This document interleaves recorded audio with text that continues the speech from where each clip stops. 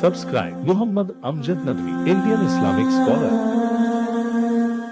أعوذ بالله من الشيطان الرجيم بسم الله الرحمن الرحيم وما خلقنا السماوات والأرض وما بينهما لاعبين ما خلقناهما إلا بالحق ولكن أكثرهم لا يعلمون إن يوم الفصل ميقاتهم أجمعين يوم لا يغني مولا عن مولا شيئا ولا هم ينصرون إلا من رحم الله إنه هو العزيز الرحيم إن شجرة الزقوم طعام الأثيم كالمهل يغلي في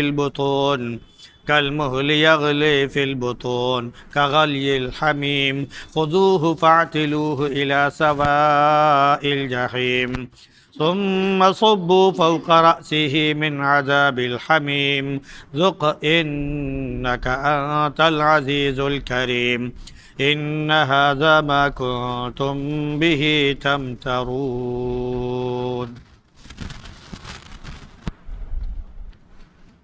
وما خلقنا السماوات والأرض وما بينهما لاعبين اور ہم نے آسمانوں اور زمین کو اور ان کے درمیان جو چیزیں انہیں کھیل نہیں بنایا ہے، ہم نے انہیں برحق بنایا ہے، لیکن اکثر لوگ نہیں جانتے۔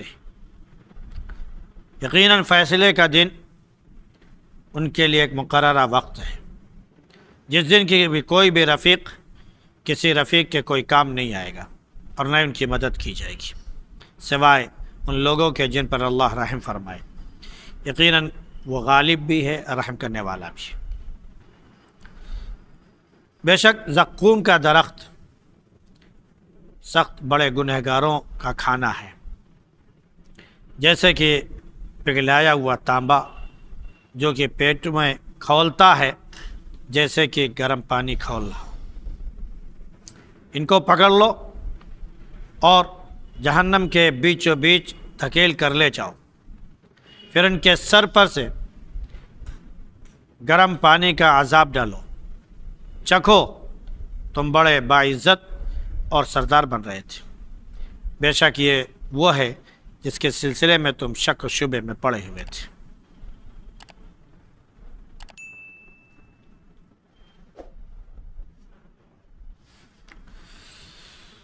گزشتہ آیات میں فرعون اور اس کے ماننے والوں کی ہلاکت کا ذکر اور بنی اسرائیل کے ذلت سے نجات کا ذکر تھا۔ فرعون کے بارے میں اللہ نے فرمایا کہ وہ نہایت خود سر، متکبر، متشدد تھا۔ اللہ نے اسے ہلاک کیا اور بنی اسرائیلیوں کو اللہ نے علم کی بنیاد پر سارے جہان پر فوقیت دی اور ایسی نشانیاں ان کو عطا کی جس میں ان کے لیے تعریف تھی۔ اور یہ مشرکین اور کافرین کہتے ہیں کہ ہمیں تو صرف ایک موت تھی، بس وہی تھی، اب دوبارہ ہم مریں گے تو اٹھائے نہیں جائیں گے، اور اگر ہم اٹھائے جائیں گے تو ہمارے آباء اجداد پہلے مر چکے ہیں، ان کو اٹھا کر دکھا دو۔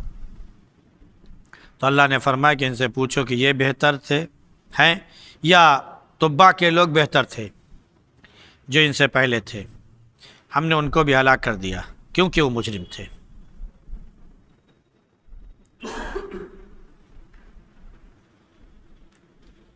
اب آگے اللہ رب العزت نے اپنی قدرت کا اظہار فرمایا ہے، اور آسمان اور زمین اور ان کے درمیان جو کچھ بھی ہے اللہ نے جو تخلیق فرمائی ہے اس کے بارے میں بیان فرمایا کہ ہم نے کوئی چیز یوں ہی بیکار اور عبث نہیں پیدا کی، یعنی نہ آسمان بیکار، نہ زمین بیکار، نہ ان کے درمیان جو چیزیں اللہ نے پیدا کی وہ بیکار، کوئی چیز بیکار نہیں پیدا کی۔ ایک جگہ فرمایا وَمَا خَلَقْنَا السَّمَاءَ وَالْأَرْضَ وَمَا بَيْنَهُمَا بَاطِلًا، اللہ نے آسمان اور زمین ان کے درمیان جو چیز ہے وہ باطل اور بیکار نہیں پیدا کی۔ ایک جگہ انسان کے بارے میں اللہ نے فرمایا کہ افحسبتم انما خلقناکم عبثا، کیا تمہارے خیال ہے کہ ہم نے تمہیں بس یوں ہی پیدا کر دیا، بیکار پیدا کر دیا اور تمہیں اللہ کے پاس سے لوٹ کر نہیں جانا ہے؟ تو ان کے درمیان میں انسان بھی شامل ہے۔ تو کوئی بھی چیز جو اللہ رب العزت نے معدنیات میں سے ہو یا ذرات میں سے ہو یا کسی اور بھی چیز سے تعلق رکھنے والی چیز ہو، کوئی بھی چیز اللہ نے بیکار نہیں پیدا کی۔ ہاں، یہ ضروری نہیں ہے کہ ہر چیز ہر ایک کے کام کی ہو، ہر چیز ہر ایک کے کام کی ہو، یہ ضروری نہیں ہے، لیکن کسی نہ کسی کے لیے وہ کام آنے والی چیز ہوتی ہے۔ تو اللہ نے فرمایا کہ ہم نے آسمان اور زمین ایسے نہیں پیدا کیے، بلکہ ہم نے ان کو بالکل برحق پیدا کیا اور ٹھیک کام پر ان کو ہم نے لگا دیا ہے۔ آسمان اپنی جگہ کام کرے، زمین اپنی جگہ کام کرے، بادل اپنی جگہ کام کرے، سورج اپنی جگہ کام کرے، چاند اپنی جگہ کام کرے، سیارے اپنی جگہ کام کریں، ہوائیں اپنی جگہ کام کریں۔ زمین کے اندر اللہ رب العزت نے جو چیزیں پیدا کی ہیں وہ چیزیں اپنی اپنی جگہ کام کریں۔ کہ اللہ رب العزت نے اپنی قدرت کا مظاہرہ فرمایا کہ میرے بندو دیکھو میں نے اپنی قدرت سے کیا کیا چیزیں زمین میں پیدا کی ہیں، اور تم کو ہم نے تھوڑا سا علم دیا، اور تم نے اپنے اس علم کی بنا پر ہماری یہ پیدا کی ہوئی چیزوں کو تم نے کھوجا اور اپنے استعمال میں لا کے رکھ لیا۔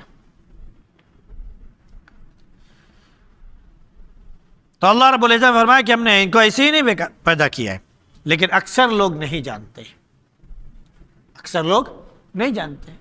مثال کے طور پر ایک چھوٹی سی مثال جو کہ بہت بڑی مثال ہے، پانی ہے، یہ ایک عام بات ہے، عام چیز ہے، زمین میں بھی ہے، زمین کے اوپر بھی ہے، اور اس کے بعد ہوا میں بادلوں میں بھی پانی موجود ہے، اور اتنی بھاری بڑی مقدار میں آسمان میں پانی موجود ہے کہ اگر وہ پانی اللہ رب العزت انڈیل دے تو پوری کائنات ختم ہو جائے۔ نوح علیہ السلام کی قوم پر صرف پانی کا عذاب آیا تو اللہ رب العزت نے بادلوں کو حکم دیا برسنا شروع ہو جا، وہ برسنا شروع ہو گئے تیز موسلادھار، اور زمین کو حکم ہوا کہ تو ابل پڑ، زمین سے چشمے جاری ہو گئے، بڑے بڑے پہاڑ ڈوب گئے، پھر کوئی نہیں بچا۔ اور پھر جب اللہ نے حکم دیا رک جا، آسمان رک گیا، زمین سے کہا پانی نگل لے، زمین نے پانی نگل لیا تو زمین پھر ویسے نظر آ گئی۔ تو کوئی چیز ایسے نہیں کہ بیکار ہے۔ اب اگر غور کیا جائے، یہ پانی اللہ رب العزت نے جو ہوا میں باقی رکھا، کیسے اس نے جمع رکھا ہے، کیسے اس نے ہواؤں کی شکل میں اسے باقی رکھا ہے، دھواں اور بادلوں کی شکل میں اس نے باقی رکھا ہے، اور کوئی چیز ایسی نہیں ہے جو اسے روک رہی ہو، کوئی چیز نہیں ہے جو اسے روک رہی ہو، اور اللہ جب چاہتا گرا دیتا ہے، کبھی بوندوں کی شکل میں، کبھی بارش کی شکل میں، کبھی طوفان کی شکل میں، کبھی بادلوں کے پھٹنے کی شکل میں، وغیرہ وغیرہ۔ تو اللہ رب العزت جب چاہتا ہے، لیکن عام طور سے کیا ہے کہ جب بارش کا موسم آتا ہے تب گھٹائیں آتی ہیں، بادل آتے ہیں، ہوائیں چلتی ہیں، اور بارش چاروں طرف ہوتی ہے، باقی اور موسم میں بارش نہیں ہوتی ہے۔ یہ بھی اللہ کا نظام ہے۔ جو لوگ آج جہازوں سے سفر کرتے ہیں وہ دیکھتے ہیں کہ جب ان کا جہاز بادلوں کے اوپر جاتا ہے تو بادل ایسے نظر آتے ہیں جیسے زمین پر ہم کو پہاڑ نظر آ رہے ہیں، ایسے نظر آتے ہیں۔ اب اتنی مقدار میں ٹنوں کی شکل میں کتنے ٹن ہو گئے، کتنے بیریل پانی ہوگا، اس کو آدمی سوچ بھی نہیں سکتا ہے۔ اللہ رب العزت کیسے پوری کائنات پر اسے روکے ہوئے، کیسے روکے ہوئے ہے، یہ ہمارے بس سے باہر ہے۔ ہم تھوڑے سے علم کی وجہ سے یہ کہہ دیں کہ ہوا ہے، جو ہوا کے دباؤ میں ہے اس کی وجہ سے وہ نیچے آ جاتی ہے، جب اتنے ایک ہوا کی مقدار ہے اس کے اوپر چلی جائے تو وہ اوپر رہ جاتی ہے، وغیرہ وغیرہ۔ ہم اپنے اعتبار سے جو چاہیں وہ کریں، تو جو چیز اوپر رہ جاتی ہے، ہوا کے اوپر جا چکی ہے اور اوپر رہ جاتی ہے، تو پھر وہ چیز وہاں سے کیسے نیچے آ جاتی ہے۔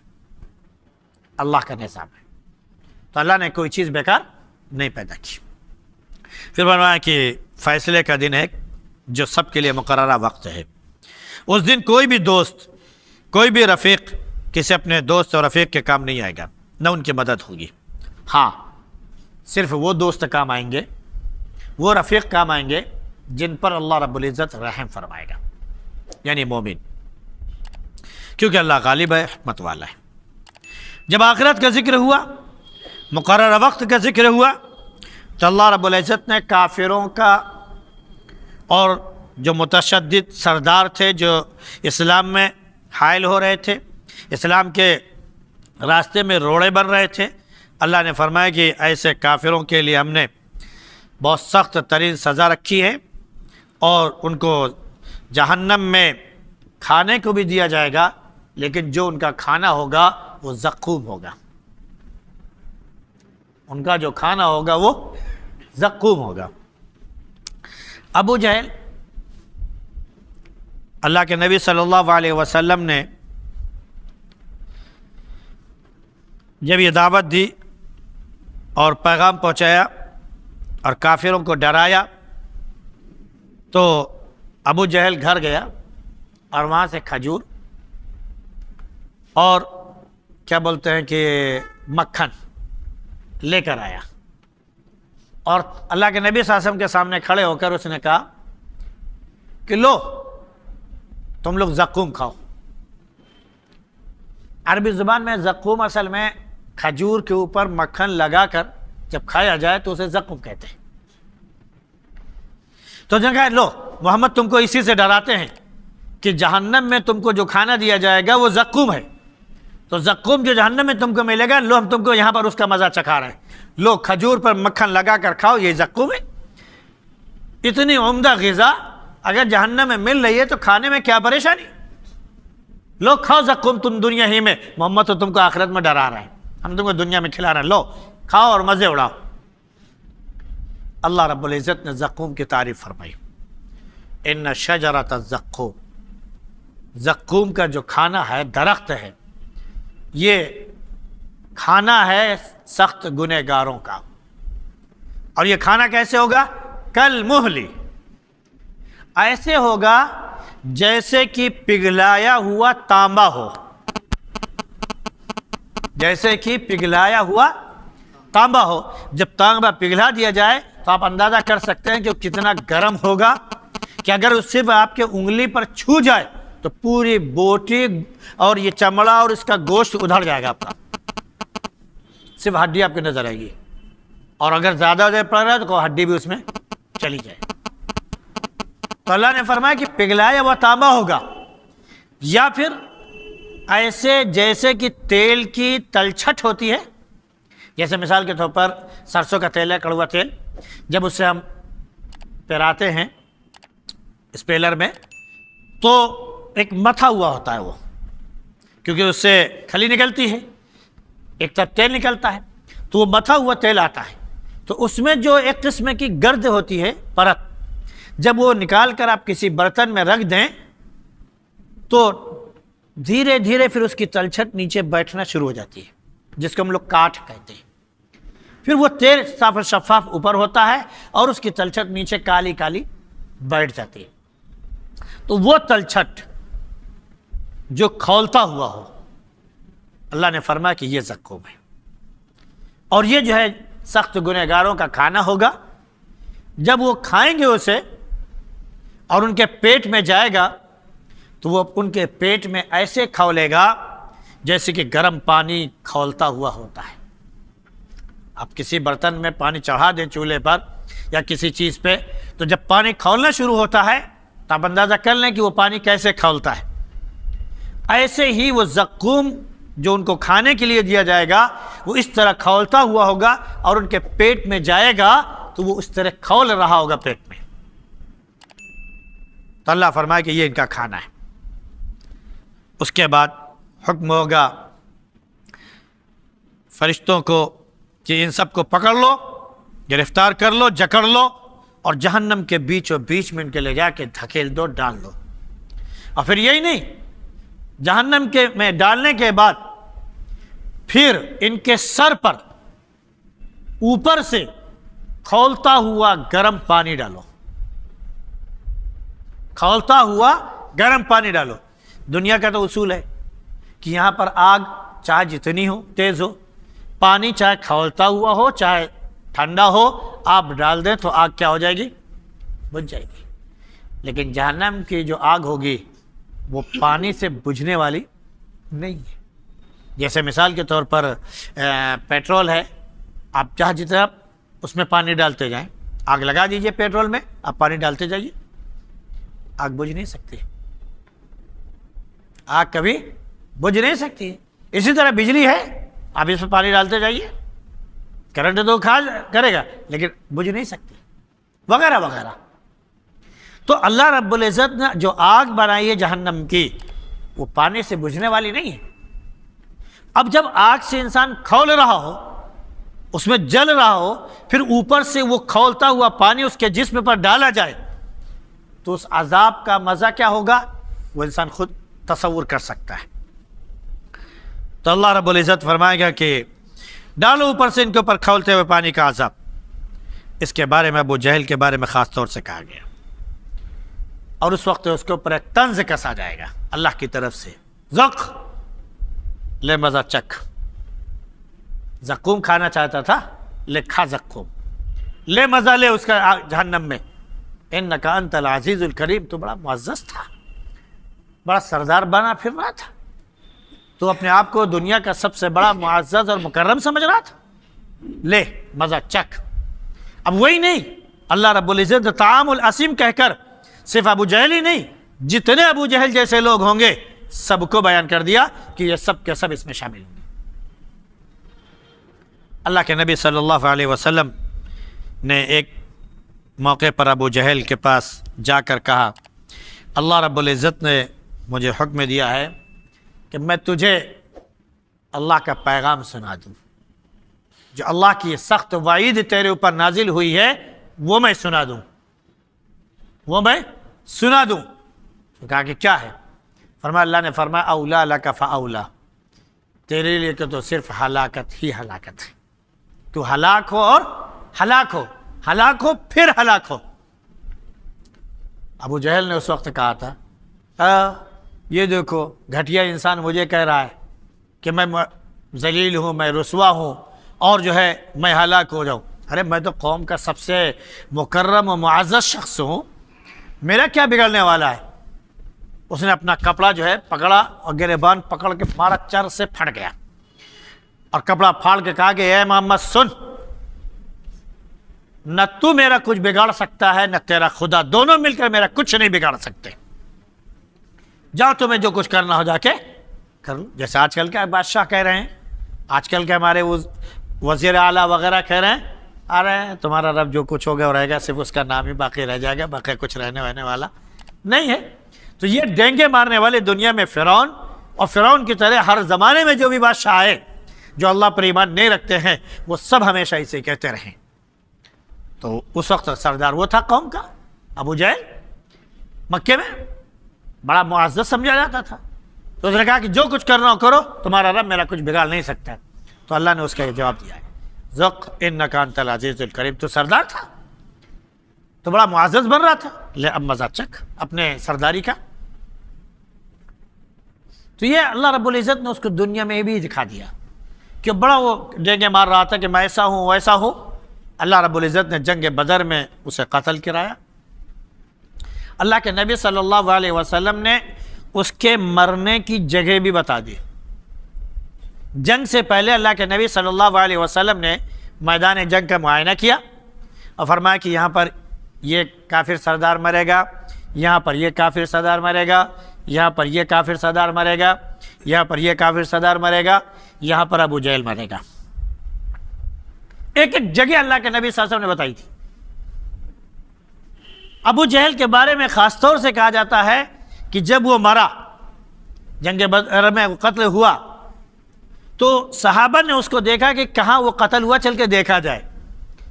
تو کہتے ہیں کہ 1 انچ نہ ادھر تھا نہ ادھر تھا، جس جگہ نبی کریم صلی اللہ علیہ وسلم نے بیان فرمایا وہیں وہ قتل ہوا تھا۔ تو اللہ نے اس کو وہیں پہ چکھایا، کہ تو اپنے آپ کو سردار بن رہا تھا اور کہہ رہا تھا کہ میرا کچھ بگڑنے والا نہیں ہے، تیرا رب میرا کچھ نہیں بگاڑ سکتا ہے۔ اس کے مرنے پر اللہ نے اس سے کہا لے اب مزہ چکھ، ذوق انک انت العزیز الکریم، دیکھ تیری سرداری یہاں پر کیسے رسوا ہو رہی ہے اور تو قتل ہو کر میرے پاس آ گیا ہے۔ یہاں تو میں نے تجھے دنیا میں مزہ چکھایا، اب آجا جہنم کا مزہ بھی تجھے چکھا رہے ہیں۔ اللہ رب العزت ہم سب کو کافروں کی فہرست سے نکال لے، بس اپنے عفو اور معافی کے دامن میں ہم سب کو جگہ عطا فرمائے اور ہم سب پر اللہ اپنا رحم فرمائے۔ سبحان اللہ بحمدہ، سبحانک اللہم وبحمدک، ونشہد ان لا الہ الا انت نستغفرک ونتوب